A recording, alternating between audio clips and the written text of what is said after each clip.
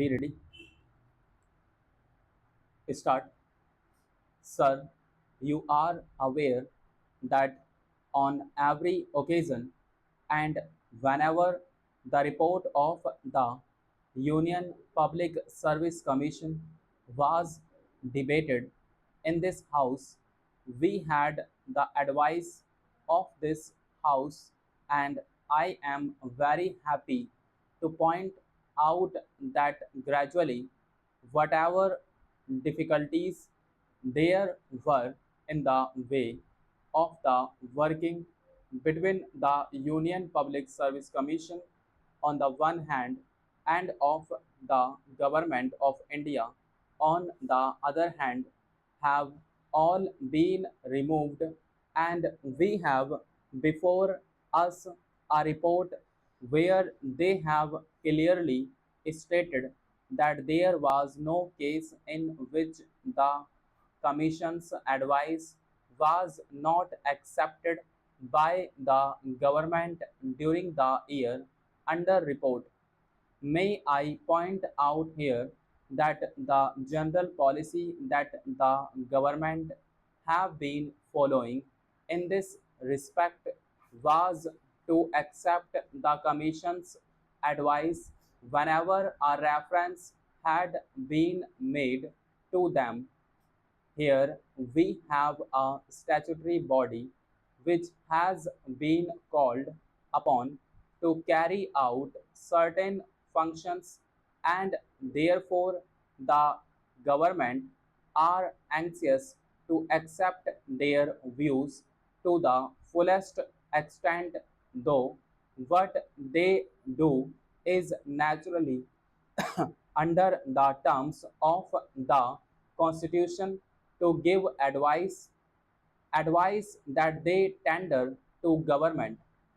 That is a factor which has to be noted in this connection. I would not like to deal at great length with the very illuminating report of the UPSC.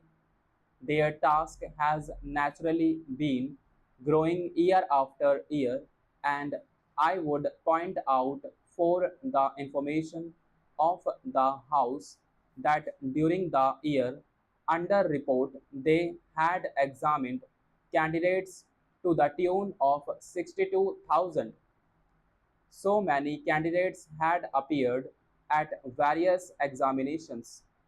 There are a number of services, 12 in all, so far as the central services are concerned, and 2 all India services are also concerned. In respect of them, we have a competitive examination held every year, and we accept their recommendations and make appointments thereupon. They have pointed out that in this year, the number has increased by 6,000 over the number for the last year. They have also further dealt with the lists of qualified candidates that they had supplied. Incidentally, we might also note that the number of scheduled castes and scheduled tribe candidates has been increasing, though I must confess that it is increasing at a slow pace. This question was discussed by this House the other day when there was a debate on the report of the Commission.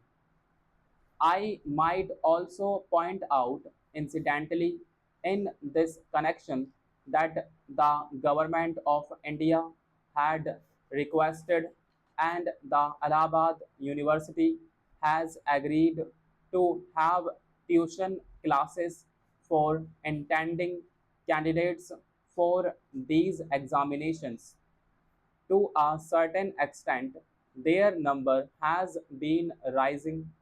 It is hoped that some of the other universities, also in the south in particular, will come to the aid of the government of India and start such tuition classes because we are anxious that their number consistent with the maintenance of proper standards of efficiency ought to increase to the extent that it is possible. That also may be noted in this connection. The report has also pointed out how the number of candidates has been increasing in great proportions. They have also stated that the highest number in this respect of candidates appearing for the examination is at Delhi proper, where about 90,000 candidates, they say, have to appear for the examinations at different centers. That is the reason why they have made a proposal that the government should provide for proper or suitable or adequate halls for this purpose. All the examinations are not held at the same time, and government will consider this question in as much as the UPSC has recommended this problem. I am merely pointing out how the problem is a great problem and it has to be dealt with as satisfactorily as possible. In the course of their report, they have made other complaints, not the complaints about the non acceptance of their advice, but they have incidentally made some complaints on certain other grounds. These will naturally be considered very carefully.